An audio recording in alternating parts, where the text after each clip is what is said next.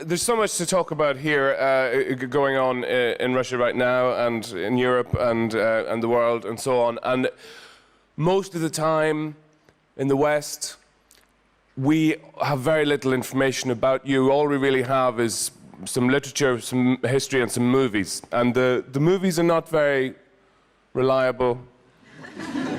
And the best way I found to find out about Russian people is to say to a Russian person, what are they like? But I can only speak to the ones in the West. And the way they describe Russians is intense. Because they say they're the best people in the world. I hate them.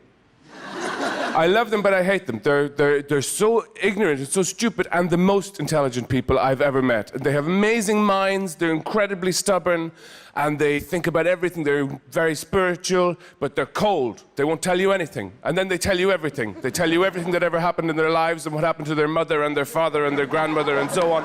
And then they insist you stay for dinner. And you have to eat all the food, and the chairs and the curtains. And you listen to this and you think, wow, I didn't know it was so complex. And they say, it's not complex, it's the simplest thing in the world. What's wrong with you? Are you stupid or crazy or both? And you're fat. I love you. Here, eat this. And it's very intense. But that's the case when you're here and you're talking to people, because they have this... It's like people know a secret. It's in their eyes. When they listen to you, if you speak, there's kind of fireworks in the eyes. Because where I'm from, everybody's very expressive and demonstrative. In Ireland, everybody goes, all the time, because it was never a powerful place. And so people made a big display when they speak. But here, it's all in the eyes. People listen to you, and you feel like they really understand. They understand you in a way you've never been understood before. So you tell them more, and you tell them more, and they're looking, and these fireworks are in their eyes.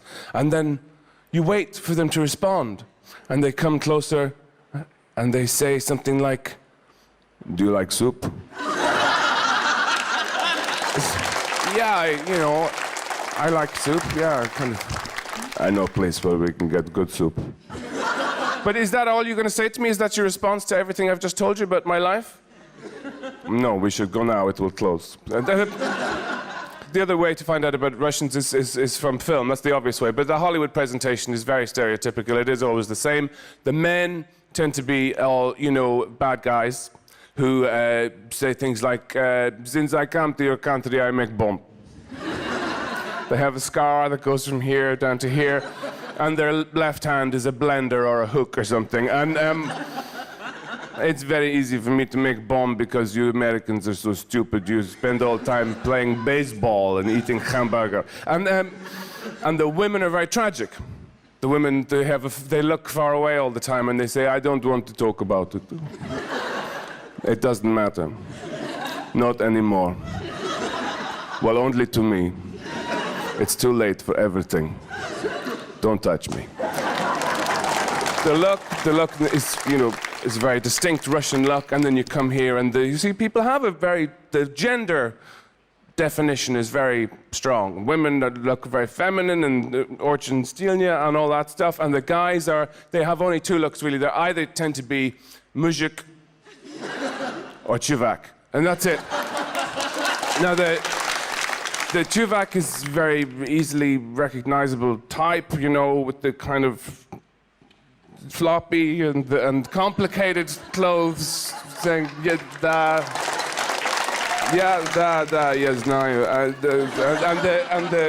and the muzhik is it's just a simpler kind of appearance. This the language is very beautiful, but it's very difficult. I like going into shops to use my 3-4 words of Russian so that I can pretend I can speak Russian for just a minute. And then the woman looks at me and says, Что?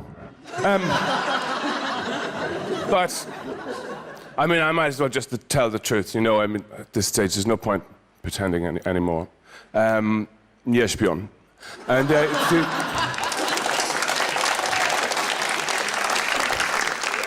Ty też śpią.